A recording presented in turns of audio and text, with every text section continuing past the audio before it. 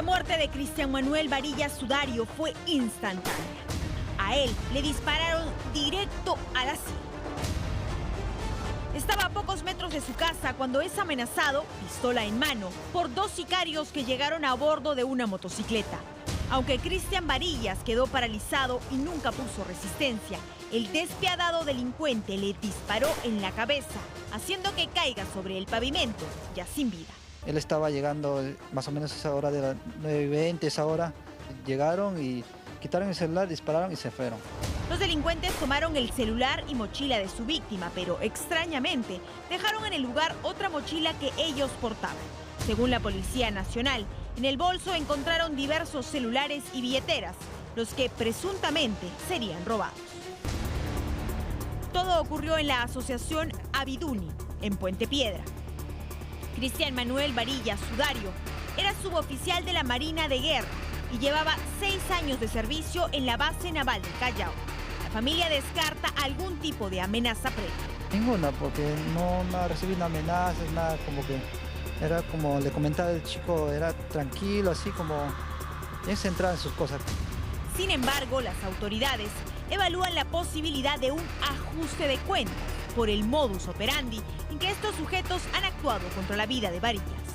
Los vecinos aseguran que por la noche el sector se vuelve muy peligroso. Piden a las autoridades más resguardo para que este tipo de actos no se repitan.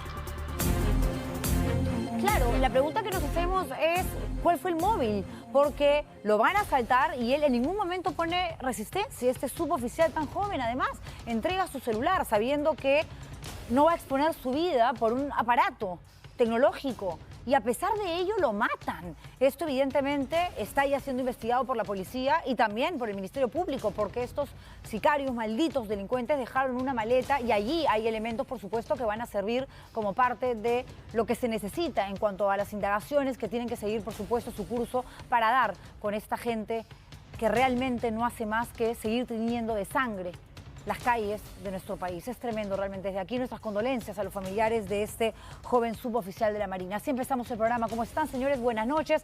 El Perú sigue haciendo noticia a nivel internacional, pero ya no solamente son las réplicas en función a la información que se da acá, porque estamos en un problema, digamos, grave. Es una situación crítica la que se vive en el Perú hoy en día. Hay organismos que se manifiestan. Hay países muy poderosos como los Estados Unidos que piden incluso que, por favor, el gobierno peruano y el Congreso se pongan de acuerdo para adelantar las elecciones. En el caso de la ONU, nos ha puesto también en la mira y le ha dicho a Dina Boluarte y compañía, a ver, les voy a dar un plazo de 60 días para que ustedes nos envíen un informe explicándonos qué ha sucedido durante todas estas jornadas de protestas que se han registrado en las últimas semanas, donde han muerto más de 60 personas y donde todavía no se sabe exactamente ni siquiera quién asume la responsabilidad política. Esto obviamente, como era de esperarse, ha generado roncha, sobre todo en el ala más radical de la derecha del Parlamento, diciendo ¿y por qué la ONU se mete? Y porque la ONU no es que esté condenando, la ONU no es que está adelantando opinión, la ONU lo que quiere, como la gran mayoría, sin ser terrucos, caviares, rojos y tanta estupidez que dicen algunos por ahí, es simplemente saber la verdad, porque hay elementos contundentes, porque han habido reportajes de investigación, porque hay certificados médicos, porque hay necropsias que determinan que las personas que murieron fallecieron por heridas de bala. Entonces, que demuestre el gobierno que esas armas no eran de la policía ni tampoco de los militares. ¿Quiénes las tenían? Porque lo único que se ha dicho por parte del gobierno de manera puntual es que murieron por balas Dum Dum. Y eso no es cierto, eso no es verdad. Nadie murió por balas Dum Dum. Los cadáveres pasaron evidentemente por todos los protocolos que mandan la ley y ya se sabe qué balas mataron a estas personas. Y eso la ONU no puede exigir a través de un documento formal que el Perú responda con la verdad, que es lo que nos interesa, siempre, única y exclusivamente la verdad. A ver, hay un reportaje que es realmente preocupante, porque hemos hablado muchas veces de personas que reciben llamadas telefónicas, a veces sabemos que estas comunicaciones salen de muchos penales, ¿no?, que existen a lo largo y ancho del Perú, y que uno ya pues tiene que hacer caso omiso porque agarran, ¿no?, cualquier directorio que tienen por allí, porque tienen sus bases de datos, por supuesto que sí, los grandes delincuentes, los extorsionadores, los secuestradores, te llaman y te piden plata y te dicen que están con tu mamá, con tu papá, y luego te enteras que es una mentira y que lo único que estaban exigiendo es que deposites a nombre de la cuenta de un XY un monto de dinero para que se queden tranquilos. Pero ¿qué pasa cuando este nivel de extorsión llega a un límite donde te empiezan a mandar a tu celular la foto de tu hija menor de edad? Cuando te dicen, esta es tu casa, y efectivamente la imagen es la puerta de la vivienda donde tú compartes tus días con tu familia. La gente desesperada se va del país. Este reportaje lo preparó el lunes Candy Quispe. ¿Y saben por qué lo presentamos el día de hoy? Porque uno de los denunciantes nos pidió que saliera miércoles porque a esta hora él y su familia ya han dejado su país, en el que vivían, en el que trabajaban, en el que los chicos estudiaban, por pánico a que los maten. Es un reportaje realmente doloroso, realmente doloroso. Pero ahora, ¿con qué vamos? Con una historia que hemos venido siguiendo aquí en el programa y que tiene que ver con este accidente en la avenida Brasil que todos hemos visto porque las imágenes son contundentes y que se registró el domingo cuando un auto, un vehículo blanco da la vuelta en una imprudencia, por supuesto, una negligencia a plena luz del día y, miren ustedes, impacta contra una motocicleta. Y quien iba en la parte trasera justamente de este vehículo, una chica muy jovencita, Brigitte, de 23 años, salió literalmente volando. Luego nosotros conversamos el lunes con el padre aquí, nos decía que estaba desesperado, nos enteramos que la policía no lo había hecho pasar por dosaje etílico, al conductor que además tenía el brevete suspendido y que tiene un dineral de plata en cuanto a deudas por justamente las negligencias que ha cometido frente al volante y pese a ello ha seguido manejando. Luego nos enteramos que el dueño de la moto, el amigo de Brigitte, estaba manejando sin un SOAT vigente, que la familia compra un nuevo SOAT a las 9 de la noche, horas después del accidente, razón por la cual el padre estaba viendo de dónde sacaba dinero desde la puerta del hospital de Santa Rosa para poder ir a comprar las medicinas que los médicos, las enfermeras de este centro le pedían que por favor vaya adquiriendo porque era muy grave la situación de su hija. Hoy Brigitte y su papá están juntos en una vivienda en la casa de un familiar en San Juan del Lurigancho y yo me voy a ir hasta allá porque se encuentra nuestro compañero Carlos Medina con la familia que ha tenido la amabilidad de abrirnos la puerta de su hogar en momentos tan difíciles. Estamos viendo a Brigitte con un collarín. Obviamente su situación pasó de muy grave a estable, razón por la cual ahora puede estar en casa con su familia, pero esto se tiene que castigar, esto se tiene que sancionar y estamos ya con ellos en vivo. Carlos, adelante, buenas noches al padre de Brigitte y a Brigitte, por supuesto, por estar con nosotros también en vivo y en directo. Juliana, ¿qué tal? ¿Cómo estás? Muy buenas noches. Así es, impresionante en realidad estas imágenes que han podido registrar este accidente de Brigitte y que hoy en realidad vive de milagro para poder contar exactamente qué fue lo que ocurrió aquella tarde en la avenida Brasil. Brigitte, primero, antes que todo, ¿cómo te encuentras en este momento? ¿Estable? Sí, se podría decir que yo me encuentro estable, pero todavía estoy con algunos dolores. Por ejemplo, no puedo mover el cuello como podrán ver. Todavía no, porque ha sido fuerte el impacto y por los puntos que también tengo en la cabeza. Se me dificulta mover el cuerpo completo, ¿no? ¿Qué te han dicho los médicos hasta el momento? ¿Tú vas a necesitar de otras atenciones médicas posteriormente? Sí, claro. En mis exámenes ya realizados sale que no tengo lesiones ni fracturas, pero de todas maneras el día viernes tengo cita con el neurocirujano para que me vean y me puedan diagnosticar qué es lo que en realidad tengo, debido a que no puedo mover muy bien el cuello, no toda la parte de acá de adelante. Exacto. Y también me tienen que hacer otros exámenes. Voy a tener que llevar terapia también por el impacto que he tenido, ¿no? Y el hinchazón que tengo en la parte de la cabeza, los puntos que tienen que retenerme todavía y también de acá de la rodilla. Lo cierto, Juliana, sí, no quiero incomodar a Brigitte y pedirte que le coloques un audífono, pero me imagino que me escucha. Me gustaría hacerle algunas preguntas. Lo primero, si recuerda algo del accidente, del momento del impacto, porque realmente cuando uno ve la forma en que ella cae directamente a la pista y ya sin casco, uno piensa lo peor. Y el hecho de verla sentada allí en el sofá, evidentemente inmovilizada, ¿no?, en cierta parte del cuerpo, no puede mover el cuello, no deja de hacernos sentir y creer que realmente los milagros existen, porque con el padre hablábamos de traumatismos encefalocranianos, evidentemente le han tenido que coser la cabeza, tiene heridas, hematomas en diferentes lugares de las extremidades bajas, también altas. ¿Recuerdas algo, Brigitte? Sí, la verdad yo estuve consciente en todo momento, desde el accidente hasta el día de hoy, pues no, recuerdo perfectamente el impacto posterior a ello, que he salido volando no sé cuántos metros, no, ni cuántas vueltas me daba al aire, pero en ese momento lo único que yo trataba era de que primero caiga mi cuerpo y no mi cabeza, para evitar pues no algo trágico, como en este caso hubiera sido quedarme sin vida. Brigitte. Entonces traté de poner todo el peso en la rodilla, en el cual me han tenido que coser, pues no, porque ha sido un corte bastante amplio, y posteriormente ya ha caído mi cabeza con ciertos cortes que tengo, que me han cosido también. Claro. Pero ha sido bastante delicado en realidad, porque yo recuerdo haber estado tirada en la pista que no podía ni siquiera hablar, solo balbuceaba y trataba de respirar. En todo momento he mantenido la calma, sobre todo por mi vida, ¿no? En pocas palabras, he luchado por mi vida. Es alucinante Y eso lo que es, cuentas en función a tu reacción, Brigitte, porque claro, en un momento tan rápido, es una cuestión de segundos. Claro, uno cae y tú has sido consciente incluso cuando has estado volando literalmente y has colocado tu cuerpo para proteger tu cabeza, entendiendo por supuesto que esto pudo haber sido fatal. Brigitte, el chico que conducía la moto, tu amigo, ¿hace cuánto tiempo lo conocías? ¿Solías pasear con él en moto o con otros amigos que utilizan este tipo de vehículos? Porque tú estabas con el casco, pero este chico no tenía ni SOAT. No, no lo conozco mucho tiempo, recién lo había conocido en realidad. Sí, yo portaba mi casco y él también, incluso en las imágenes se ve cómo el casco sale volando, Así ¿no? En el momento del impacto, porque ha sido bastante fuerte el choque, porque yo recuerdo haber levantado la mirada y ya estaba encima del carro, y ha sido cuestión de segundos en la cual yo he salido volando pues por los aires. Y este chico, pese a que no eran muy amigos y demás, ¿se ha comunicado contigo, la familia, a brindarles apoyo? Porque claro, él no tenía un SOAT vigente.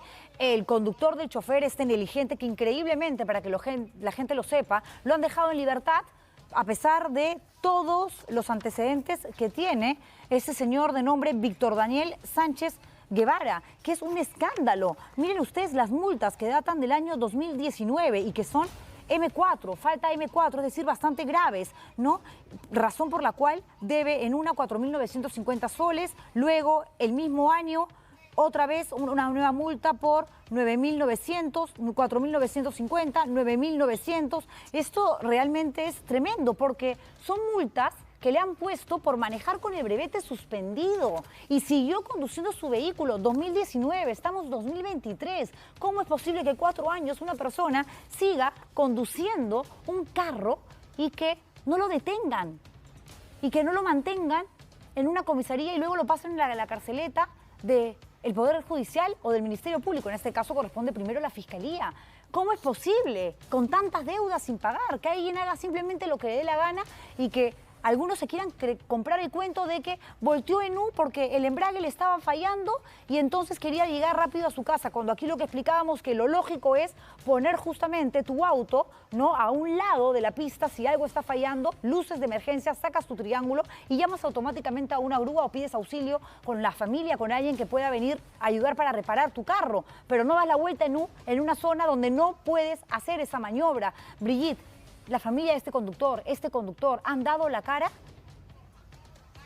No, nadie se está haciendo responsable de todos los gastos y daños que ha dejado este terrible accidente. Solo mis familiares y amigos más cercanos que han hecho una colecta por publicaciones que están realizando a través de sus redes sociales, incluso una apoyada que van a realizar el día sábado con apoyo hacia mi persona, ¿no? Por todo lo que vengo pasando, porque todavía tengo que realizarme ciertos exámenes, terapias, por el hecho que tengo inmovilizado el cuello, todavía, como repito, me tienen que sacar los puntos y un diagnóstico final de lo que en realidad tengo, ¿no? Porque ha sido un milagro que hoy por hoy yo esté contando mi historia. Así es, Brigitte, y tengo entendido que tú estudiabas en Chiclayo y viniste a Lima porque acababas de culminar tus estudios, ¿eso es cierto?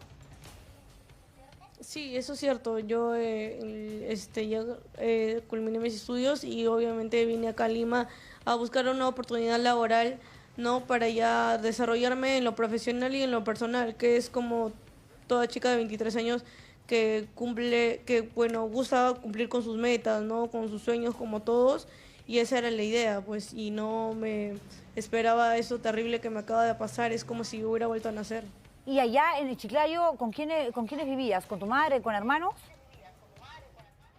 Sí, en Chiclayo yo vivía en la casa de mis abuelos, pero ¿Ya? yo en el segundo piso vivía con mi mamá y mi hermano. Y acá que ahora en Perú, actualmente en Lima, han venido pues claro. debido al... Y en Lima es que te encuentras con tu papá. Sí, mi papá. Ok, y ahora estás solamente con él.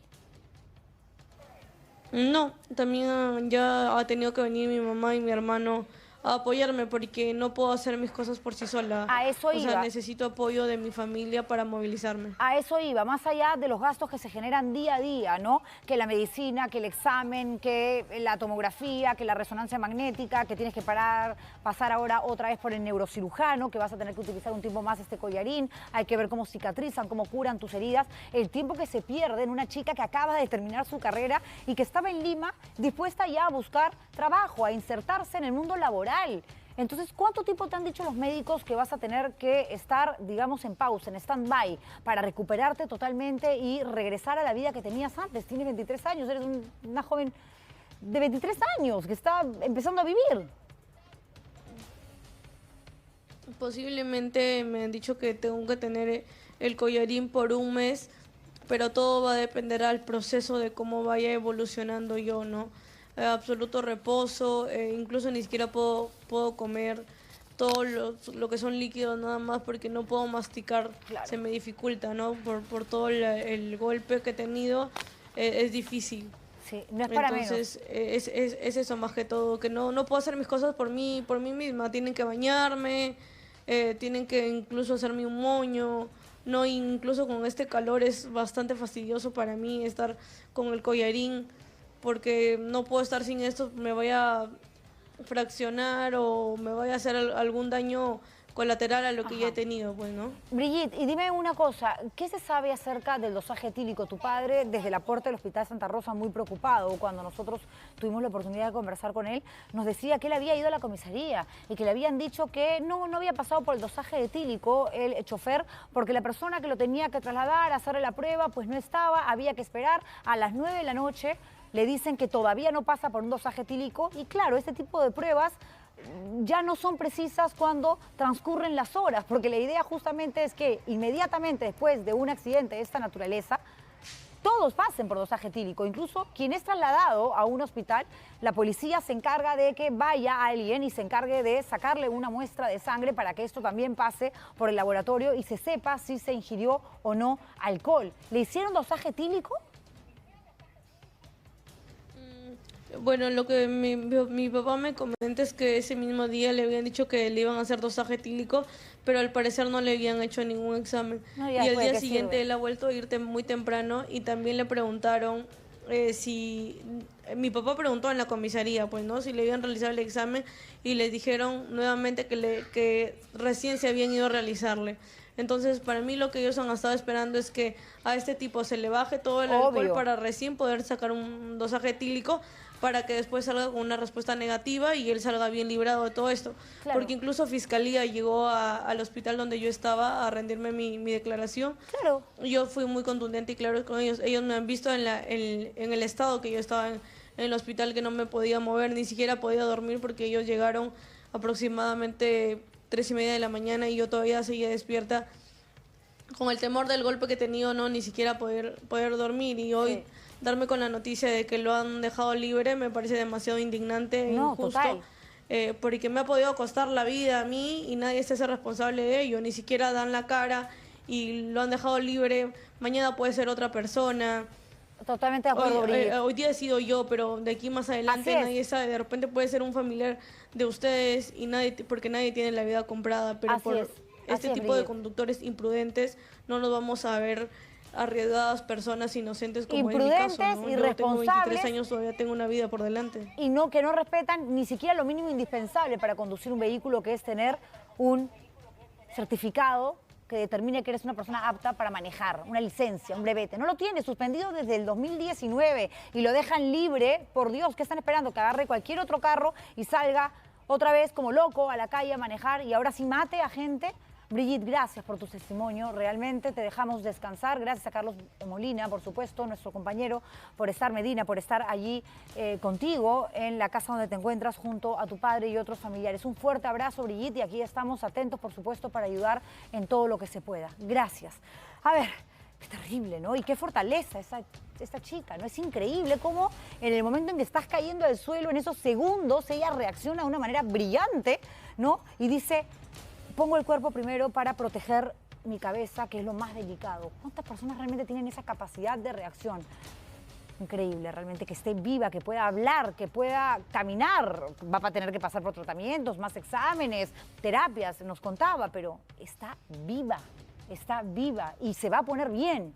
Y eso es lo que nos alegra. Lo que no nos alegra es la impunidad en la que otros miserables hacen lo que les da la gana en plena calle de Lima. A ver, miserable también la estafadora que engañó a tantísima gente con el cuentazo del concierto al que todo el mundo quería ir, pues, ¿no?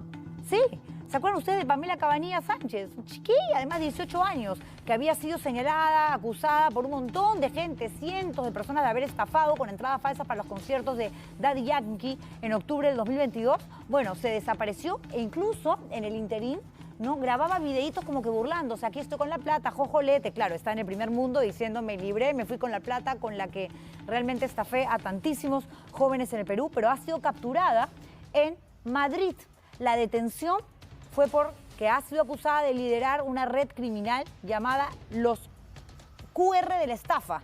Y se produjo tras un trabajo que hay que felicitar, por supuesto, coordinado entre la Policía Nacional del Perú y la Interpol de Italia y de España. La policía anunció que va a dar más detalles de la captura al promediar las 3 de la tarde. Tenemos nosotros, me parece, ya declaraciones justamente de lo que se manifestó, porque esta Cabanillas, ¿no?, clonaba la página de Teleticket y lo hacía de una manera pero tan precisa y profesional, que claro, generaba entradas virtuales falsas a diferentes conciertos, no solamente de Daddy Yankee, también Morat, Coldplay, Bad Bunny, hasta de partidos de fútbol. O sea, 18 años, pero con harta experiencia para engañar a la gente. Bien presa está y la van a mandar de regreso al Perú, por supuesto, para que responda a las autoridades nacionales en cuanto antes. Escuchemos lo que dijo la policía. Porque en primera instancia ingresó a Madrid en noviembre, pero después se desplazó a Italia, estuvo en las ciudades de Roma y en la ciudad de Milano. Hicimos un seguimiento de inteligencia a través de sus redes sociales y otras técnicas especiales de investigación.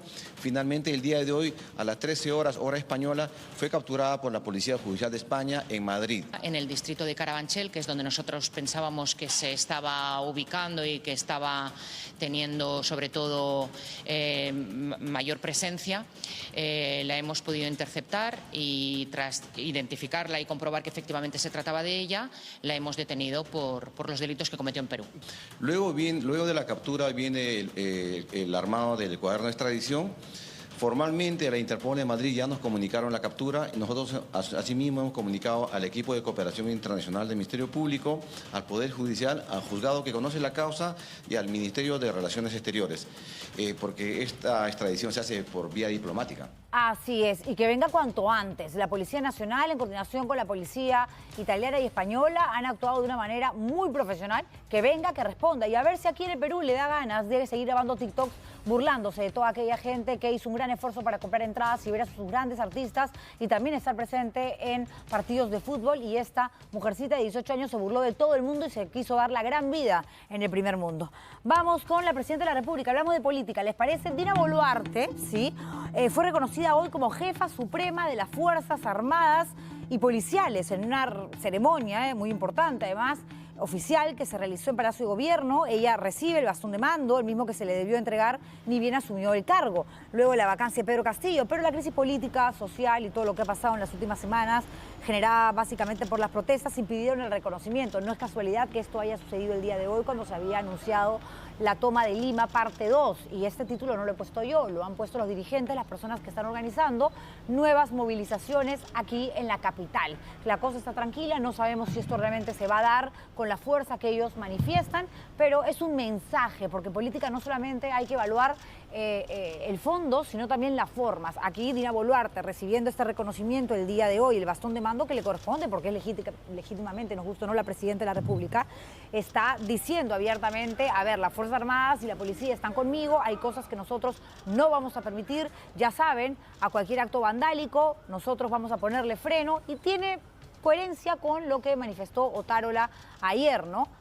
Sí, la toma de Lima, si es que se da, va a ser algo chiquitito, en realidad ¿qué toma? Ni siquiera lo llamaría así, vamos a ver qué sucede, pero nosotros tenemos a nuestras autoridades listas para salir a defender la ciudad. El problema es que el discurso es bastante peligroso para aquellos que quieren marchar de manera pacífica. A los vándalos, destruyan, los metan los presos, porque a la cárcel tienen que ir los delincuentes, pero la gente que sale a marchar y a pedir algo en todo su derecho no se le puede meter, no se le puede incluir en un mismo saco donde se terruquea, donde se dice que todos son malditos, donde se dice que todos son delincuentes. Pero en fin, cabe resaltar que esto que ustedes están viendo se está realizando en un nuevo anuncio de marchas que no solamente tiene que ver con la de Lima, sino en diversas regiones, ¿no? Y bueno, ahí están las palabras de Dina Boluarte. Quiero aprovechar la oportunidad para ratificar ante el pueblo peruano que seguiremos trabajando en favor de la reactivación económica, la atención de las necesidades urgentes, del diálogo y la paz social. Estamos comprometidos con el país y en particular con las regiones del sur. Por ello, en los próximos días anunciaremos un conjunto de medidas concretas para impulsar el crecimiento y el desarrollo de la región de Puno.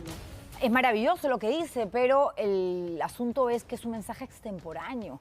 Ahora en Puno no quieren dialogar con ningún representante del Ejecutivo, del Gobierno. Debió suceder antes, Claro, uno dice, nunca es tarde, pero eso ya no depende de uno, porque ni siquiera hay realmente un mea culpa, hay realmente una responsabilidad, por lo menos política, con relación a los muertos en Juliaca, que fueron 17. Entonces, quieres hablar conmigo, pero no te importa este hermano, este tío, este primo, este menor de 15, 16 años que murió, este joven que se agachó para ayudar a un herido y al que le cayó una bala y también falleció cuando ni siquiera estaba formando parte de las protestas. Entonces, hay que actuar, ¿no?, como corresponde. Mínimamente desde el aspecto humano, digo, ¿no? Primero pido perdón, reconozco, asumimos como equipo, ¿no?, la responsabilidad política de lo penal que se encargue ya el Ministerio Público y luego el Poder Judicial, pero le damos el mensaje, sobre todo al pueblo puneño, de que esto no va a quedar impune, de que vamos a ir hasta las últimas consecuencias para saber qué fue lo que sucedió. Y eso no llegó, no ha llegado hasta el día de hoy. Lo que sí tenemos son reportajes, informaciones, certificados médicos, necropsias que hemos presentado en este programa que muestran que murieron por heridas de bala, que son proyectiles que están vinculados a las armas que usan los policías y militares. Hay un video de un hombre en Lima al que lo matan con una bomba lacrimógena y eso es innegable, pero de eso tampoco hablan en Palacio de Gobierno. Entonces, ¿cómo quieres conversar cuando todavía no sanas heridas o haces un esfuerzo, por lo menos, para entender el duelo, ¿no?, de aquellas personas que están sufriendo por sus muertos? Y me parece rarísimo que recién la izquierda, ¿no?, que tanto habla de los derechos humanos, recién han presentado una interpelación contra el premier Alberto Otárola. Recién, ¿no? El congresista Edgar Raimundo, que es el vocero de la bancada Cambio Democrático, Juntos por el Perú, ha puesto sobre la mesa este documento que busca, obviamente, llevar al ministro Alberto Otárola. No estamos hablando de censura, estamos hablando de interpelación, que es algo además muy común, una situación que se da constantemente, ¿no?, en los congresos. Llaman a los diferentes ministros cuando hay algún tipo de controversia, denuncia, sospecha de una presunta irregularidad para que respondan sobre algún tipo de actos. En este caso lo que quieren es que el presidente del Consejo de Ministros vaya y hable por la represión de las Fuerzas Armadas y policiales a las protestas que se han generado en diversas regiones del país, por el decreto de estado de emergencia que limita algunos derechos, según manifiesta este congresista, la intervención de las Fuerzas Armadas para el control interno, y firman en el documento Ruth Luque, Valdemar Cerrón, Américo Gonza, Katy Ugarte, Susel Paredes, Kelly Portalatino, Flor Pablo, sacando a Paredes y Flor Pablo, que son de centro. Básicamente es una solicitud de izquierda, que repito, no está mal, pero ¿por qué se demoran tanto? O sea, ni bien Alberto Tarola deja de ser ministro de Defensa y es presentado como premier, allí debió haber una respuesta inmediata por parte del Congreso de la República diciendo, espérense, ya hubo muertos en Ayacucho y a este señor que como ministro de Defensa, por más de que no haya estado allí, algo de responsabilidad tiene que asumir por el cargo que ocupaba. Lo premian dándole el premiarato, pero no, porque yo no sé hasta qué punto realmente es cierto ese cuento de que los derechos humanos, si lo dicen para la Cámara o porque forma parte del discurso de la postura que tienen ideológicamente, políticamente, o porque realmente les interesa saber la verdad. Porque el que le interesa saber la verdad pide explicaciones de manera inmediata. En fin, tengo que ir a la pausa comercial, pero cuando regresemos quiero decirles que mañana jueves va a estar en este programa la congresista Tania Ramírez. Ya han hecho esta claqueta, últimamente están muy creativos, divertidos, ¿no?, en el programa. Porque Tania Ramírez publicó un mensaje vía Twitter llamándome a mí prácticamente y a un grupo de colegas periodistas coimeros, ¿no? Dijo, ¿por qué la prensa no habla acerca de los gastos millonarios que se han hecho en el Ministerio de Educación? ¿Será porque hay capacitaciones disfrazadas de coimas? En primer lugar, ese dinero que supuestamente se gastó en capacitación no existe desde hace muchos años. No se dio para lo que ella manifiesta en función a data errada, un cuento que se lo creyó, se lo compró porque simplemente de derecha y dijo, ah, ya, entonces me lo compro, ¿ok? Que no es verdad, es ahí el primer gran error. Y el segundo es que coloca la foto de muchos colegas periodistas que me imagino que no tienen nada que ver con capacitaciones en el Ministerio de Educación, o por lo menos yo no. Yo me defendí por mí y dije, espérese un ratito, usted demuéstrame a mí que yo he hecho una capacitación. Mañana estará con nosotros y veremos qué pasa. Yo desde aquí le he pedido, por favor, mantener nivel en la entrevista. Vamos a ir a la publicidad y regresamos con las Naciones Unidas. Nada menos que la ONU le está pidiendo al gobierno que, por favor, en un plazo de 60 días, le presente un documento, un informe descriptivo, una cronología de los hechos, que diga el gobierno desde una postura, una narrativa oficial, formal, qué fue lo que pasó y cuáles fueron las causas que generaron la muerte de tantos civiles en las últimas semanas. Y a esto se le suma, obviamente, el reportaje que ya habíamos anunciado y con el que vamos a volver también. Familias, gente que viene siendo extorsionada desde hace tanto rato y con un nivel de violencia tan alto que se han ido del Perú. Razón por la cual presentamos el reportaje hoy, pese a que está listo desde el lunes, porque a esta hora hay una familia entera que ya está abordando un avión para dejar este país que aman, donde siempre han vivido, porque tienen miedo que los maten. Regresamos.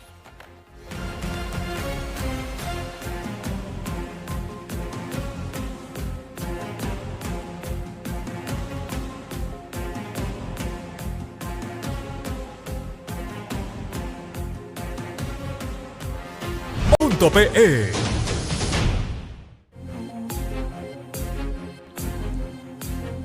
A ver, seguimos aquí en el programa. Desde hace rato no sabíamos nada de Patricia Benavides, ¿no?, la fiscal de la Nación. Sin embargo, hoy es noticia porque la Junta Nacional de Justicia ha iniciado una investigación preliminar justamente contra la máxima representante del Ministerio Público por presuntas irregularidades en los cambios en la conformación del equipo especial de Cuellos Blancos. A través de un mensaje a la ciudadanía, de manera muy enérgica, además, Patricia Benavides ha calificado esta acción de ilegal y arbitraria, porque desde su perspectiva, este equipo ha sido reforzado y además ha mencionado que la decisión de la Junta Nacional de Justicia respondería a los ataques que ha sufrido por investigar el poder político. La Junta Nacional de Justicia sí la puede investigar. Ojo, atención, pero escuchemos a Patricia Benavides. Acabo de tomar conocimiento de que un acto ilegal y arbitrario, la Junta Nacional de Justicia ha dispuesto a abrir investigación preliminar en mi contra por hechos presuntamente irregulares, como que los cambios en la conformación del equipo especial de Cuellos Blancos obedecerían a la presunta existencia de comunicaciones telefónicas de mi persona. Que la resolución de la Junta Nacional de Justicia es nula, puesto, como ya he dicho, en más de una oportunidad y se cuentan con los informes técnicos, el equipo especial de Cuellos Blancos no ha sido desarticulado, sino al contrario, ha sido reforzado. No quiero pensar que esta decisión obedece a los resultados que va obteniendo el equipo especial de Cuellos Blancos, el que en los próximos meses concluirá con la transcripción de los audios de contenido penal.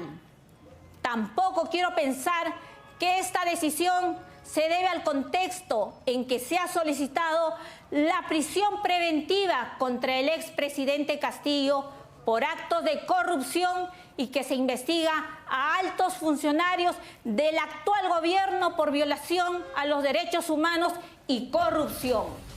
Bueno, la Junta Nacional de Justicia evidentemente ha respondido a lo que ha manifestado, evidentemente, la máxima representante del Ministerio Público, porque además, siendo ella fiscal y entendiendo mejor que nadie que para dar por hecho sentado un asunto X o Y, tienes que salir a hablar contundentemente, ¿no? Con seguridad. Y ella dice, no quiero pensar, no quiero... Bueno, pero no importa si no quiere pensar o no quiere creer que esto podría ser algún tipo de represalia o venganza, ¿no? Por la labor que viene haciendo el Ministerio Público, la Fiscalía. Pero la Junta Nacional de Justicia la puede investigar, es parte, así como el Ministerio Público puede investigar a todas las personas. Claro que sí, pero esto ha generado evidentemente pues una nueva confrontación a nivel político, ¿no? Porque ya hay voces de diferentes tiendas que se manifiestan a favor de la fiscal, a favor de la Junta, y seguimos, digamos, en la misma cantaleta cuando, repito, aquí lo que importa realmente es saber es si las cosas se han hecho bien o se han hecho mal.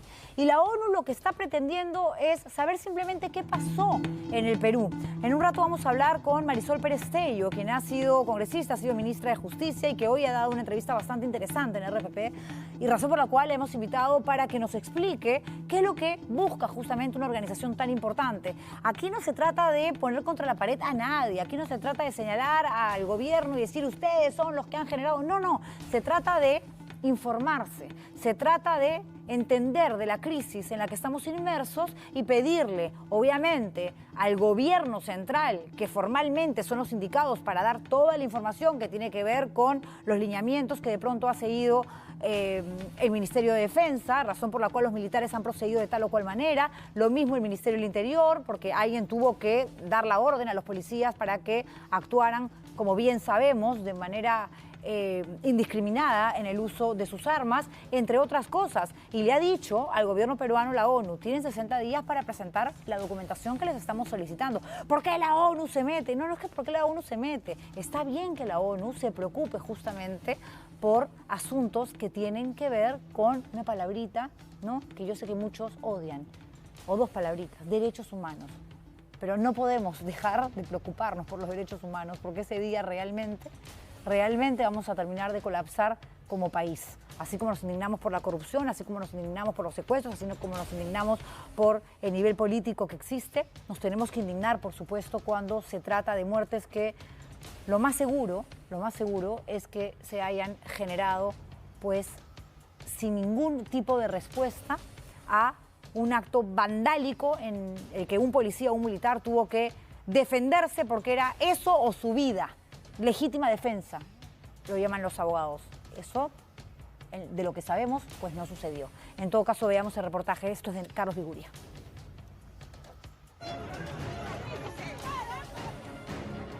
El Perú está en la mira internacional, pero no es para llenarse de orgullo. La violencia, represión y muertes han encendido la alerta roja a nivel mundial y la ONU exige respuestas rápidas por la crisis.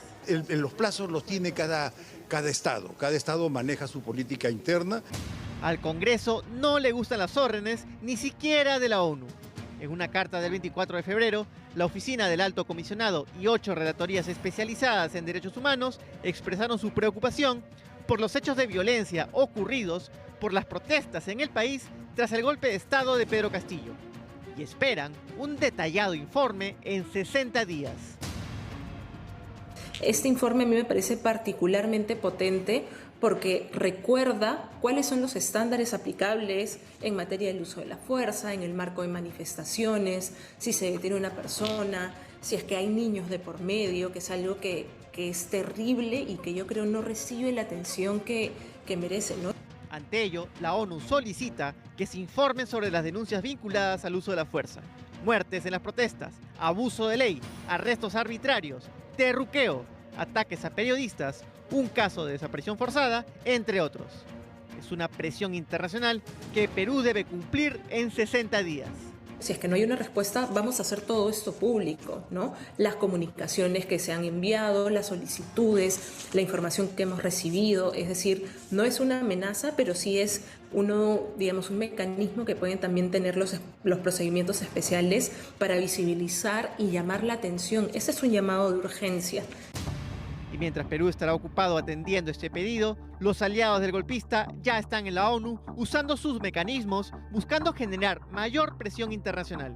Que al presidente Castillo Terrones se le ha impuesto prisión preventiva por una conducta que no configura delito alguno. Pronunció un discurso en el que recogía el clamor popular del cierre del Parlamento y la convocatoria a una asamblea constituyente. Para el abogado que estuvo en prisión por terrorismo, no hubo golpe de Estado, sino un simple discurso. Robles está en Ginebra como parte del Comité por la Libertad de Castillo y ha presentado su caso en la Oficina de Detenciones Arbitrarias de la ONU usando información falsa e inexacta. Solicitamos al comité que pueda establecer una exhaustiva investigación en referencia al caso del Perú y del presidente Pedro Castillo. La jugada internacional de los aliados del golpista cayó como agua fría en el Congreso. Y llama la atención de que hoy la ONU pida esta información. Tal vez está induciendo este señor Robles, que antes, reitero, ha trabajado para Pedro Castillo y hoy está ahí metiéndose, digamos, por todas las puertas y ventanas. Buscamos más información de esta gestión con Pasión Dávila, el suspendido congresista y hoy presidente de este comité que busca la libertad de Castillo, pero estaba ocupado. Ahorita estoy en una reunión, disculpa un ratito, por favor. Lo volvimos a llamar, pero ya no respondió y colgó. ¿Aló? ¿El congresista Dávila? Reyes descartó que esta leguleyada procesal a la peruana funcione a nivel internacional. No hay ninguna manera de interpretar que esta comunicación es una manera de adelantar opinión o siquiera de tener alguna esperanza de que el grupo de trabajo tendría una conclusión favorable para el caso de Castillo. Y si la presión internacional ya era alta, Estados Unidos también pone su cuota. El subsecretario de Estado, Brian Nichols, pidió que el Ejecutivo y Congreso lleguen a un acuerdo para adelantar las elecciones. El presidente del Congreso aseguró que harán su tarea. Que siempre se está analizando en el Ejecutivo y también en el Legislativo. Nosotros también estamos en esa tarea. Pero otros ven injerencia. ¿Hay injerencia? ¿Considera usted que sí? Consideramos que sí. No es acertado por parte de Estados Unidos. Sería obstruir, al contrario, las investigaciones que estamos haciendo tanto en el Ministerio Público y en el Congreso de la República. Yo lo percibo como una injerencia porque ahora todo el mundo habla de Perú y todo el mundo nos quiere indicar qué es lo que tenemos que hacer, incluso las recetas nos están indicando. La preocupación por la crisis cruzó las fronteras. Y si Boluarte ya tenía problemas sobre cómo manejar la crisis al interior del país, queda ver cómo lo maneja a nivel internacional. A ver, hay presión internacional, es un asunto de injerencia. A mí me parece que en este caso no podemos decir que la ONU está metiendo sus narices donde nadie los ha llamado. Estamos hablando de un alto comisionado, ¿no? De 8 relatores especiales de la ONU que piden atención urgente justamente por lo sucedido en el transcurso de las últimas semanas. Para hablar de esto, ya estamos con Marisol Pérez Tello, excongresista, exministra de Justicia. Gracias, doctora Pérez, por estar con nosotros. Buenas noches. Sí, tenemos un problema con su audio. Sí.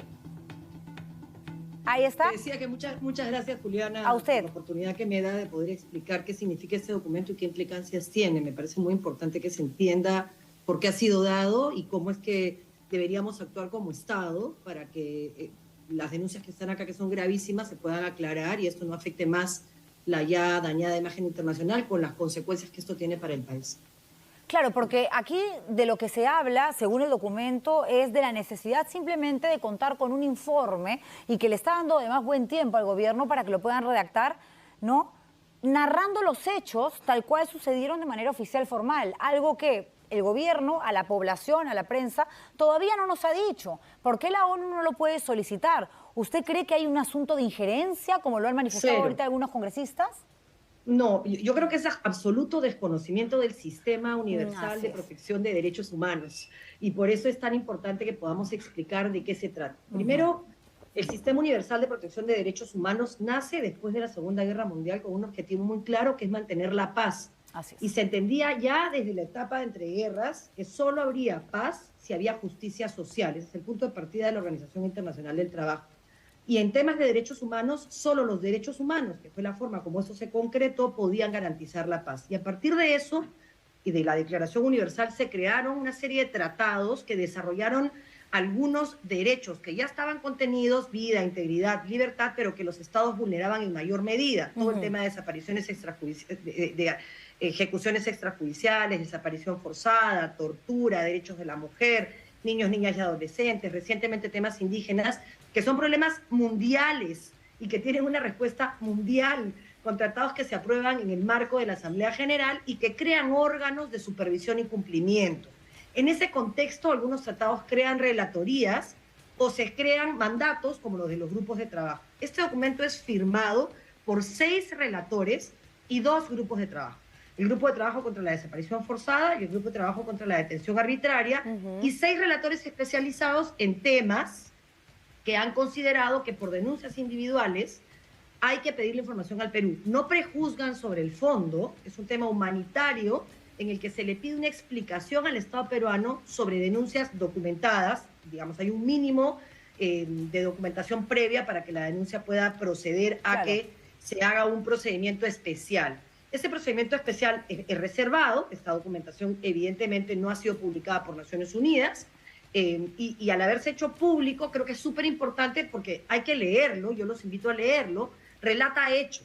Por ejemplo, empieza por reconocer, yo quiero pedirte que me permitas leer, en el contexto empieza por decir que Pedro Castillo es vacado luego de declarar públicamente la disolución del Congreso, la reorganización del sistema de justicia y la imposición de un estado de excepción. Es decir, no existe ninguna posibilidad de que lo que esté haciendo con este documento Naciones Unidas es cuestionar la decisión del Estado peruano. Doctora Pérez, déjeme hacer un paréntesis ahí porque es importante lo que usted menciona como punto de arranque de esta solicitud, porque algunos dicen que, como es cierto que hay gente muy cercana a Castillo que está haciendo campaña en función a data apócrifa y real a punta de mentira y media, diciendo que es víctima de una dictadura, que él no cometió golpe de Estado, que cómo lo van a mandar a la cárcel de manera preventiva e imputarle un delito tan grave como rebelión, cuando todos lo vimos en televisión nacional dando un golpe de Estado, fallido pero finalmente golpe de Estado, y la ONU parte diciendo, sabemos que es un golpista, no en esos términos, pero por lo tanto Dina Boluarte efectivamente es la presidenta constitucional. Entonces, quiero hacer hincapié en eso porque además usted no es una mujer de izquierda, o sea, y es una persona que tiene la sensibilidad de decir, hablemos de derechos humanos, porque ahora hablar de derechos humanos en un país tan polarizado, doctora Pérez, simplemente te convierte prácticamente en una terruca, en una caviar, en una zurda, y nos meten a todos en una especie de globo donde te terminas como que sintiendo asfixiado. Los derechos humanos es algo que tenemos que proteger hoy y siempre, siendo de izquierda, de centro, de derecha, apolítico. Yo siento mucho orgullo, querida Juliana, de trabajar en derechos humanos, en lo que además he estudiado desde el año 95. Siempre lo ha hecho. Profesora de la policía, del ejército, de la universidad, escribo sobre el tema, trabajo en temas de derechos humanos y las causas que los derechos humanos impulsan son las que a mí me llevaron a hacer política, porque finalmente la política es un instrumento para hacer los cambios estructurales que un país necesita. Y no en un partido de izquierda, y no en un partido de izquierda. Justicia social y paz. Es tradicional que en países de derecha se les llame a los defensores de derechos humanos de izquierda, y en países de izquierda, en Venezuela, en Cuba, consideran que los defensores de derechos humanos somos representantes del imperialismo yanqui. ¿Sabes? Esta tontería, ¿por qué? Porque quien trabaja en derechos humanos lo que hace es coadyuvar, ayudar a los estados a que respeten los derechos humanos de las personas que están bajo su responsabilidad, en su jurisdicción. Y entonces hay 3 obligaciones en materia de derechos humanos que corresponden a los estados. Respetar, o sea, no violar derechos humanos, garantizar que un tercero no viole derechos humanos, y eso se garantiza a través de investigar, procesar, sancionar y cuando corresponda reparar, e implementar en el derecho interno. Esas son las 3 obligaciones de los estados que se llaman obligaciones generales. Y todo esto lo tiene que hacer garantizando el principio de no discriminación.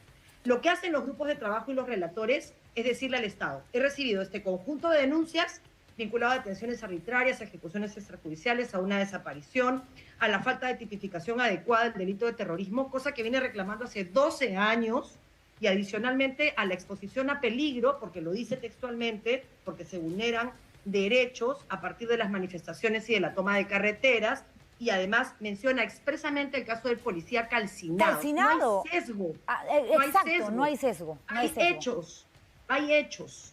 Y en ese relato detallado de los hechos le dice al Estado, tienes 60 días para explicarme qué hiciste tú para garantizar, primero, para respetar, es decir, ¿diste alguna orden o no preparaste suficientemente bien a la policía o a las Fuerzas Armadas? ¿O te has hecho el loco y no quieres investigar, procesar y sancionar y no estás haciendo las pruebas de absorción atómica, por ejemplo, necesarias para preservar la prueba? ¿Has cumplido tu rol de respeto y garantía? Bueno, dímelo. Pero como los de Naciones Unidas sí saben, no se quedan en la foto ni en el grito. Y me parece maravilloso, porque aquí hay que aterrizar en lo que nos interesa a todos, en encontrar la verdad. Porque lo que tenemos hasta ahora, doctora Pérez, es un discurso por parte del gobierno que habla primero de balas dum dum. No hay un certificado médico, no hay una necropsia que determine que alguno de los fallecidos haya justamente muerto por un proyectil de estas características que son muy específicas. Entra la bala y automáticamente se expande al interior del organismo y hace que obviamente dañe más órganos. Eso no hay, más bien las balas que mataron a estas personas corresponden o corresponderían a el armamento que utilizan los policías y los militares. Si no fueron ellos, que el gobierno diga quiénes fueron, pero el gobierno sigue diciendo, los policías y los militares no mataron de manera extrajudicial. Entonces, ¿cómo es que murieron tantas personas y cómo hay reportajes, investigaciones periodísticas que demuestran que estas personas ni siquiera estaban poniendo en peligro o arremetiendo directamente contra un policía o un militar al punto que ellos tuvieron que matar para proteger su vida en legítima defensa? Que eso es triste, pero válido. Es tan serio, Juliana, lo que le piden al Estado, que si el Estado contesta como debiera de contestar, porque le piden, claro, están hablando acá del protocolo de Minnesota, las personas que trabajan de relatores o de los grupos de trabajo conocen esto porque esto se repite en el mundo y saben lo que piden. Entonces van a pedir, por ejemplo, ¿quiénes fueron asignados a Puno? Ya, tú has hecho entrenamiento en los protocolos de uso de la fuerza que existen y que el Perú tiene legislados. Ya, esas capacitaciones que has hecho, ¿se las hiciste a esos que mandaste a Puno? No me digas que hiciste 30 capacitaciones, muchas de las cuales en las que yo he participado. En el Centro de Derechos Humanos y Derecho Internacional Humanitario tenemos más de 15 años trabajando en serio en capacitar miembros de las Fuerzas Armadas en reglas del derecho internacional humanitario, pero no llegamos a todos. Hay un problema de presupuesto, hay un problema de efectividad en la capacitación, hay un problema de implementación de la policía y las Fuerzas Armadas, y lo que va a hacer naturalmente quien investigue con seriedad es decir, estos 50 que enviaste, no me cuentes los 70 cursos que dictaste, te felicito, está muy bien, pero estos que enviaste, ¿habían recibido estos cursos o no los habían recibido? ¿Y quién dio la orden? O sea, ¿quién dio la orden para que procedan de esa manera? Porque lo que es innegable es que hubo un uso indiscriminado de la fuerza, porque si no, no estaríamos hablando de casi 60 personas muertas. Y así como queremos saber quiénes fueron los salvajes, los delincuentes malditos que quemaron vivo a un policía, queremos saber qué pasó también con ese menor de 15 años, con ese joven que regresaba de la universidad, con ese médico que se agacha en plena vía pública para ayudar a un herido. O sea, no es posible... Con el ayacuchano que le decían monito, que le brindaba servicios a la Defensoría Pública y que ha participado en casi todas las entregas de restos que fue a atender a un herido en el aeropuerto de Ayacucho. Y mira, también se señala acá, yo creo que hay que decirle a la gente las mentiras que les están diciendo que no son reales. Primero, no es verdad que se respalde la actuación del expresidente Castillo. De ninguna manera se condena expresamente el primer párrafo como un hecho. Segundo, no es verdad que no se reconozca el trabajo de la policía y las Fuerzas Armadas. El buen trabajo de la policía y las Fuerzas Armadas, honor y gloria, con todas las condiciones que hay, con todo el despropósito que hay en la mala implementación, en la falta de servicios de atención de salud correctas, con todo el daño que se le hace a la policía y a las Fuerzas Armadas. Yo quiero reconocer públicamente su trabajo, pero eso no significa avalar el uso excesivo de la fuerza que tiene que investigarse en el caso por caso.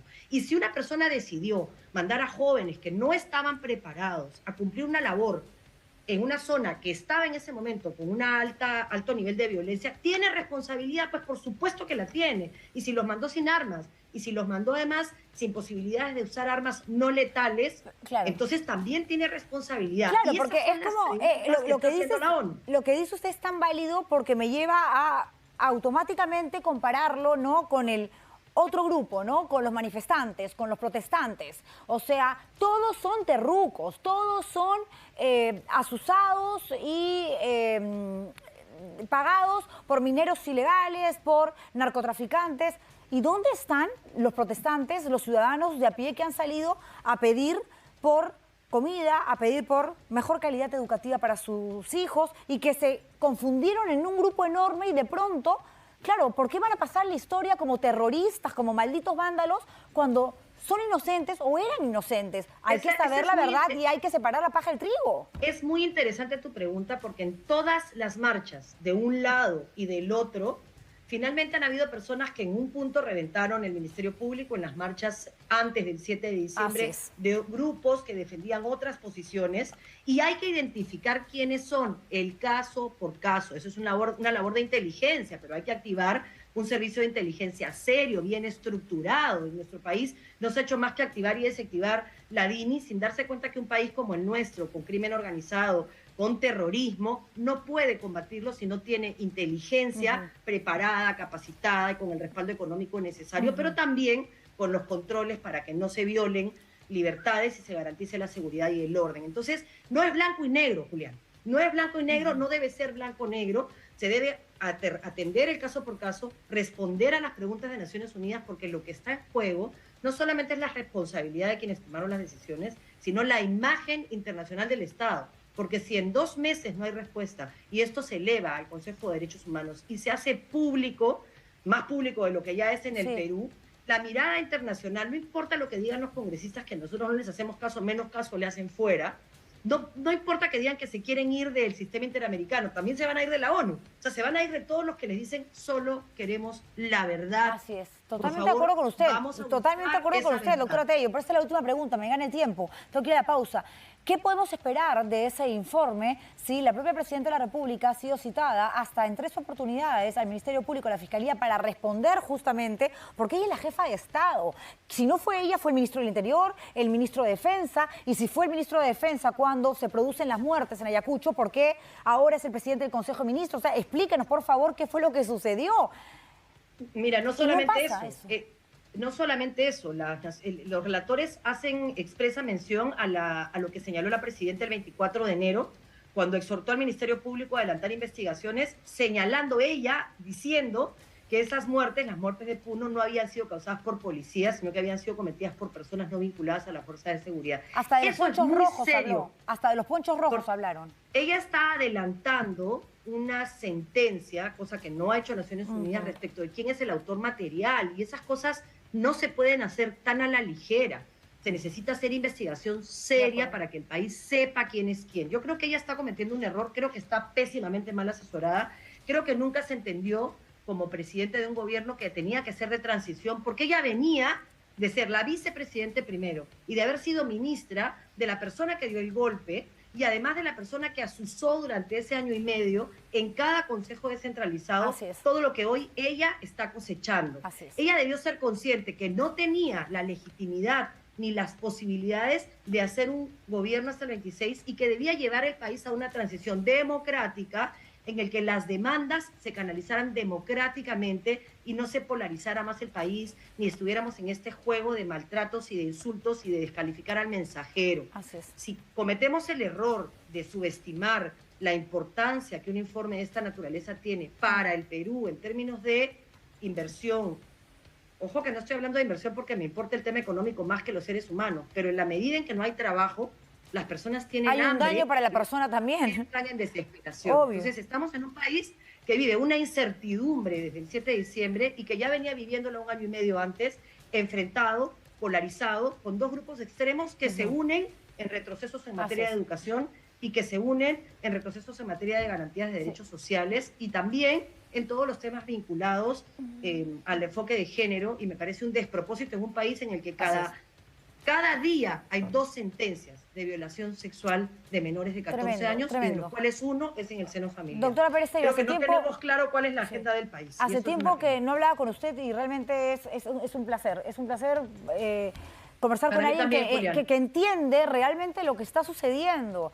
que habla de derechos humanos como parte fundamental para el entendimiento de una problemática, más allá de lo político, como usted mismo lo dice, más allá de lo económico. No avanzamos como país, nos seguimos odiando, nos seguimos dividiendo, nos seguimos divorciando, nos seguimos matando literalmente.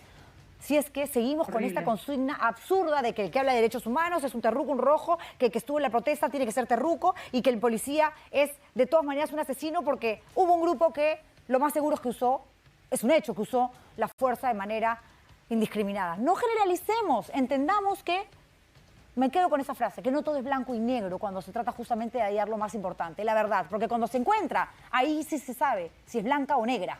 Pero nos harán libres, además. Y somos libres. Solo una cosa más, no existe el nosotros sin el otro, Julián. Así es. Si seguimos en este enfrentamiento permanente, nunca vamos a ser un país viable. Así es. Necesitamos soñar el país que queremos todos juntos. Totalmente de acuerdo y eso con usted. Requiere un esfuerzo de respeto. Muchísimas gracias, Juliana, por la invitación. A usted. Ojalá pronto la tengamos acá en el programa. Un placer conversar con usted. Esta entrevista realmente creo que va a ayudar mucho a los televidentes. Ojalá que sí. Tengo que ir a la pausa comercial y cuando regresemos, ustedes, televidentes, van a conocer una historia que también podrían vivir, porque le ha pasado a dos familias. ¿Se imaginan ustedes recibir un día una llamada diciendo, oye, págame tanto o te mato? De pronto haces caso omiso, piensas que es una broma o alguien en una cárcel que se consiguió tu teléfono, ¿no? Y te quiere asustar. Pero de pronto esas llamadas continúan y de pronto te mandan la foto de tu casa, la foto de la puerta de tu trabajo, la foto de tu esposa, de tu madre, de tu hija. Te dicen, te estamos persiguiendo, te vamos a aniquilar, mándame plata. Ahora mismo hay una familia, hoy miércoles, que está viajando, yéndose a vivir a otro país, dejándolo todo sin trabajo y sin nada para seguir respirando. El reportaje de Candy Quispe es imperdible. Volvemos con eso.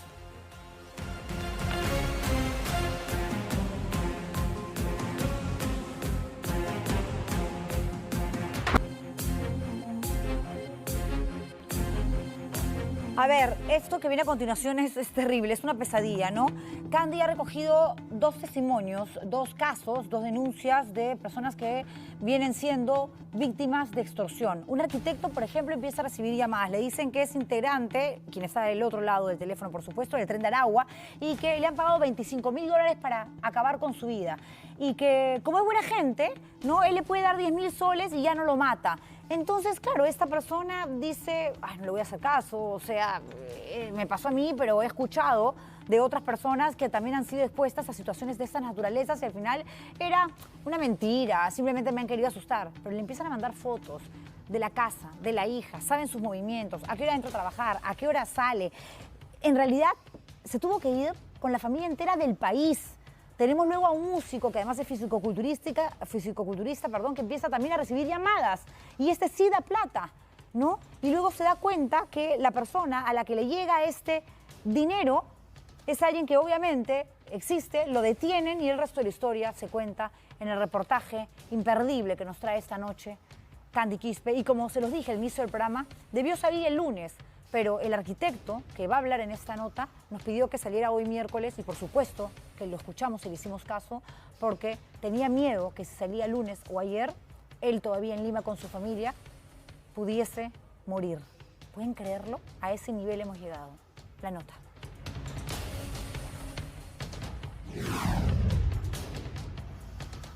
No hay la necesidad de nosotros directamente terminar en contra tuya, metiéndote unos impactos, matándote un familiar. Es la llamada del terror que pone un precio a la vida y la tranquilidad de toda una familia.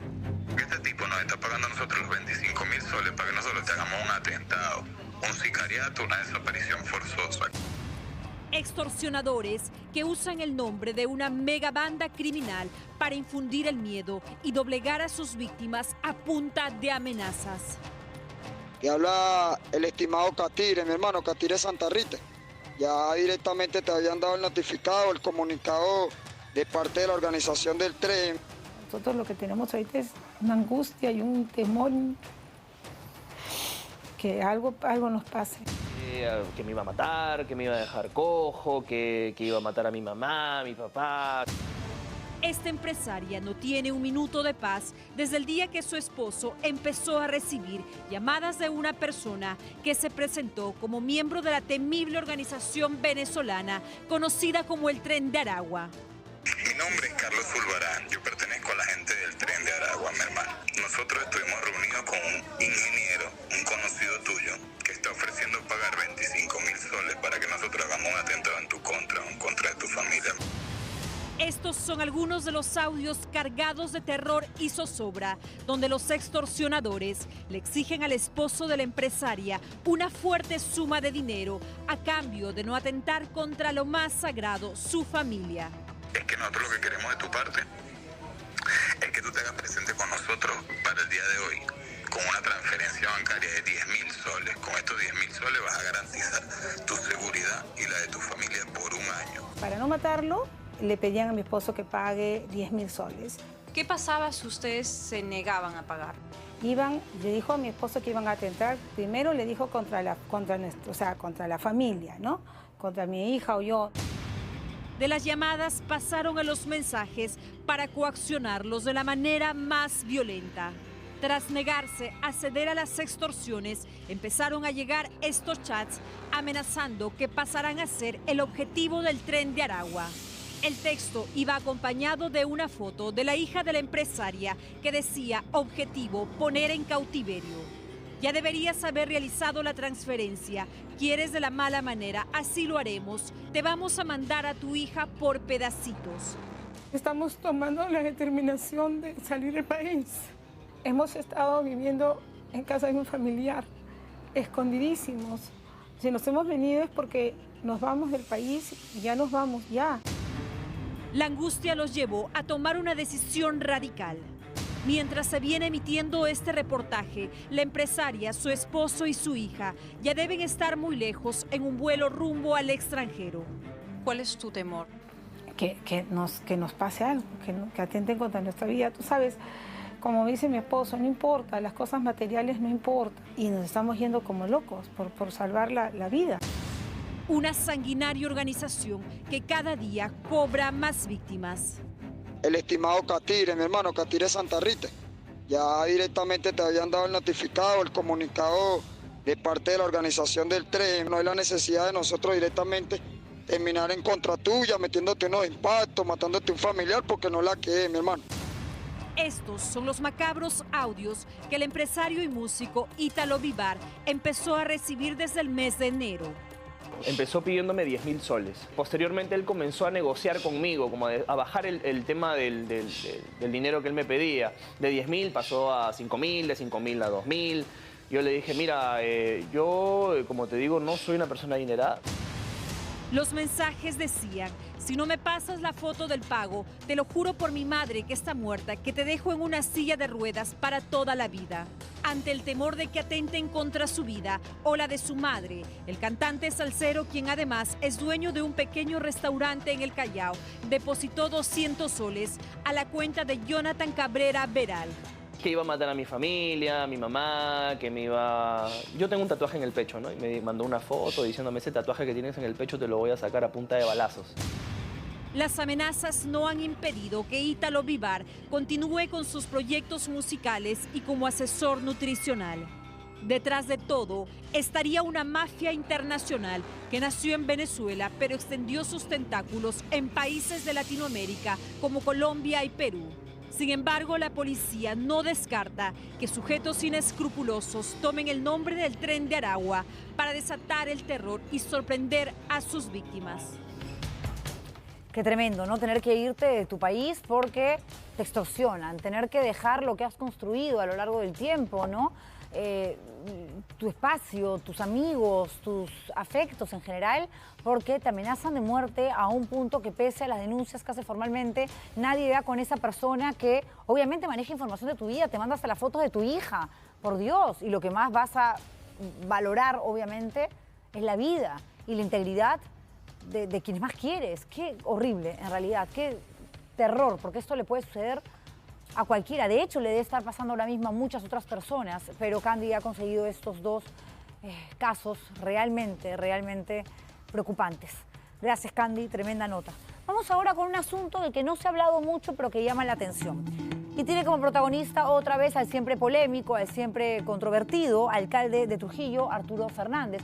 Y una cosa es la chacota, una cosa es la broma, una cosa es, digamos, estar siempre en el límite de lo que podría ser irónico, sarcástico o deslizar un comentario que de pronto pueda ser, digamos, un poquito alzado de tono. Y otro es faltar el respeto a un periodista, burlarte de una persona. Los papás del alcalde de Trujillo publicaron una carta con un mensaje contundente, ¿ok? En esta misiva que fue publicada en el Facebook de la mamá de Arturo Fernández, la señora Nuri Bazán, tanto ella como su esposo, el papá del alcalde, piden perdón por las expresiones de su hijo. Se recuerda de esta manera que Fernández tuvo expresiones machistas contra una periodista y también contra un regidor de la comuna que le dijo, a ver, pregúntame, pásame a tu esposa, algo muy bajo en realidad, de personas muy vulgares que no vale la pena ni siquiera reproducir. Nuestro corresponsal Henry Ramírez llegó a la casa de los papás del alcalde, ubicado en Moche, para buscar conversar con ellos respecto a esta carta. Pero una señorita confirmó que no estaban ahí, pero tampoco nos dieron acceso a conversar con alguno, o sea que fuimos a hacer lo que correspondía y no tuvimos suerte. A través de WhatsApp buscamos la versión del alcalde de Trujillo y él negó que esta haya sido escrita por sus papás, pese a que está publicada en la página del Facebook de la mamá, que sí hemos corroborado que efectivamente es la carta de la madre de Arturo Fernández, porque también comparte fotos, actividades de él, incluso cuando estaba en Moche, en plena campaña, rumbo al sillón municipal de Trujillo. Eso es innegable. Claro, pero lo que habla y lo que explica el propio alcalde a Romina Rossi en el chat que ustedes están observando es nuevamente, ¿no?, que es víctima de ataques de la gente de Alianza para el Progreso porque Acuña y su mafia no perdonan que él se haya convertido en el alcalde de Trujillo, pensando que iba a corresponderle a Alianza para el Progreso y no al exalcalde de Moche. Tremendo que los padres salgan a pedir perdón por las acciones del hijo, que está bastante grandecito, digo yo, ¿no? Quería ir con esa información, señores, antes de despedirnos del programa. Muchísimas gracias por vernos. Mañana nos reencontramos y estará con nosotros aquí la congresista Tania Ramírez. Volvemos.